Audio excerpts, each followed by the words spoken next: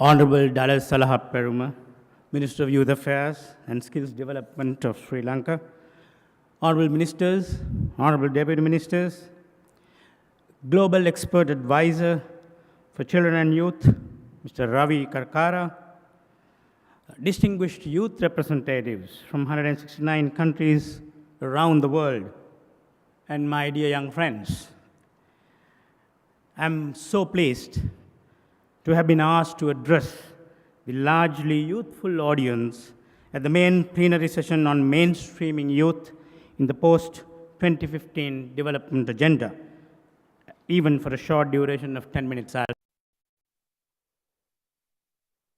2015 development agenda, as you may know, intends to build on the current development framework based on the MDGs in order to accelerate development and make it more inclusive. It is indeed significant that young people have emerged as a distinct demographic group whose views and participation are to be solicited in the planning and implementation of the future global development framework. As the Colombo Declaration is to be a collaborative effort by young people and policymakers, I certainly feel more optimistic about its effectiveness in serving its purpose as a document for future global dialogue on youth. I think one of the mistakes that we of the older generations have made, and this has been harped so many times, and sometimes continue to make, we haven't stopped doing this, sadly, is to make the youth feel that their opinions do not count. We seem to be feeling, let the societies and communities function the way they do until the youth are old enough to take over at some point in future. But are we really satisfied with the way societies and communities are functioning? We need to be asking that probing question ourselves. And do youth really have nothing of value to contribute until they reach advanced years? Well, what better way to offer an explanation to these questions than to quote a few simple words from the great Polish writer Joseph Conrad when he marveled, I quote, "O youth, the strength of it, the faith of it, the imagination of it," unquote. Let me say with conviction, this strength, this faith, and this imagination of young people are precisely the elements that uplift our societies and communities and make them resilient, stable, and richer. It is not recognized and harnessed. So what should we be doing to help the youth to do what they are capable of doing? The first thing that comes to my mind as a policymaker is empowerment of the youth. I myself have been a very young administrative officer in the youth ministry that Sri Lanka started way back in the 1970s. And I know the feelings that young people used to have in regard to what we are doing today as policymakers who are pretty old. Well, youth have expectations. They seek access to better quality education, healthcare, housing, technology, and productive and gainful employment. They desire to be consulted when policies are created and become involved when they are implemented.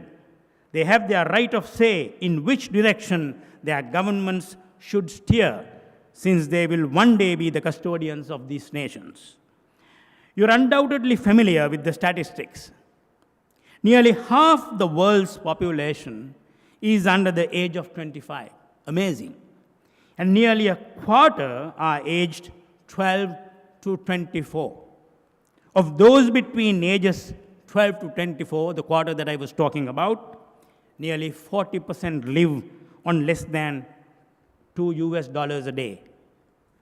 75 million youth are out of work, escalating youth unemployment to crisis proportions.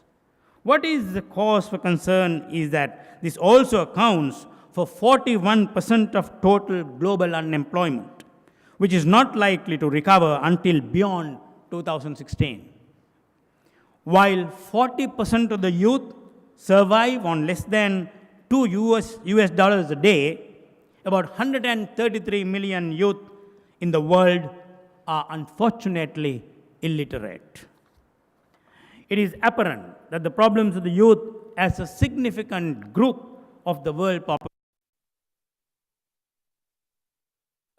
not only for global development to progress, but also to enable them to add value to the development process, thus empowering young people socially, economically, intellectually, and politically across all divides is critical to see tangible progress in global development post-2015. There are many interventions that governments can make. Take, for example, the connection between young people and information and communication technologies. Throughout the years, ICTs have not had a more robust and loyal champion than the youth. They have effectively exploited ICTs to dictate the trends in a major growth industry and fostered it to generate youth entrepreneurship as a solution for youth unemployment. Be that as it may, these are not advantages that youth all over the world enjoy. For those in developing countries in particular, ICT access comes at an unaffordable cost. Looking at the draft Colombo Declaration on Youth, I see the powerful potential for ICTs to cut across many of its recommendations to strengthen their outcomes. But for this, governments must go beyond simply enhancing access and become actively involved in training and creating programs aimed towards the empowerment of young people. Becoming ICT savvy does not only open doors for job opportunities, but also motivates and enables young people to learn about their communities and become active in the local development process. I'm going to take an example. The MAP Kibera project in Kenya. Kibera is the largest slum dwelling not only in Nairobi, but in entire Africa, and is home to nearly 1 million people. But strange as it may sound, Kibera had been identified only as an uninhibited patch of forest in all the maps. That is until 2009. I'm sure there must be some of our friends from Kenya here. In 2009, the young people of Kibera created the first free and open digital map of their own community to record data and news reports, map information about themselves and their community, and to use that information for action. Kiberans attribute the access of information as an empowering agent, allowing youth to hold their head high and walk into a meeting with government officials. Knowledge is power, power is self-esteem. That's what they felt. On another aspect, I would like to quote some interesting revelations made by a recent survey. It's a very recent survey that McKinsey Consultancy conducted involving more than 4,500 young people, 2,700 employers, and 900 education providers across 9 countries. Close to half of the youth surveyed said that their jobs were not related to their studies. That is 50%.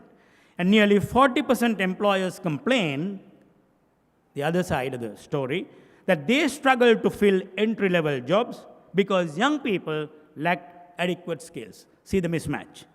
But what is startling is that while 70% of employers blamed inadequate training for the lack of skilled workers, another 70% of the education providers believe that they have adequately prepared new graduates for the jobs. So total mismatch. This kind of disconnect obviously tends to leave young people in the deep sea of unemployment or underemployment. Employers, education providers, and young people must communicate with each other. You have a right to do that. To understand real requirements, and governments must start thinking out-of-the-box solutions to address education to employment issues.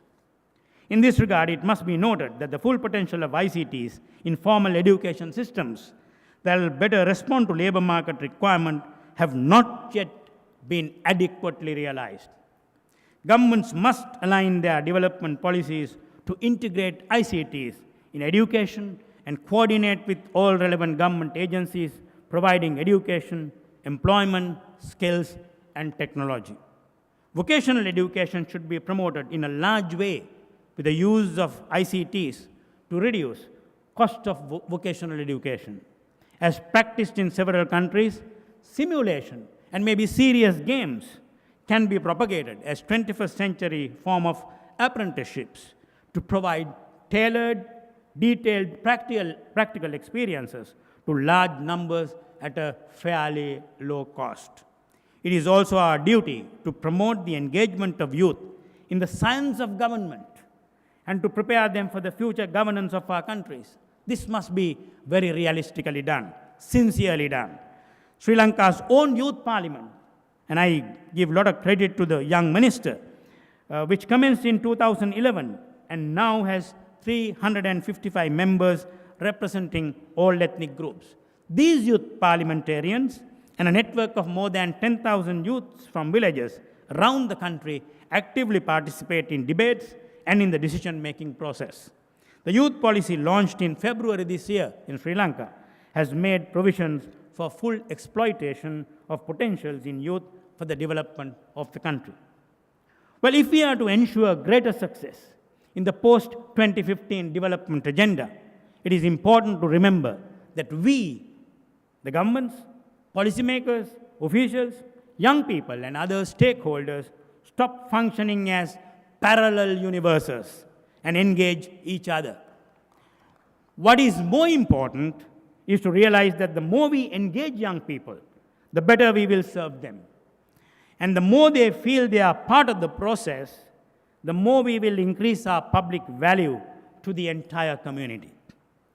Well, my generation did not see computers when we were born. The most astounding piece of equipment that I saw was a radio with valves when I was a small kid. In my early 20s, the mainframes were heard of, but I never saw one. In my generation, I am a heavy ICT user. Skill acquisition was not through formal training, but learning from youngsters of 20s and some instances in their teens. I'm very proud about it. I have great respect for them because they are my teachers. They are creative and innovative. Interestingly, I want to share this anecdote with you. My grandson of 4.5 years taught me to play Plants vs. Zombies, a popular game on the iPad, but he always beat me. The world today undoubtedly belongs to youth, without whom there would not be any innovation.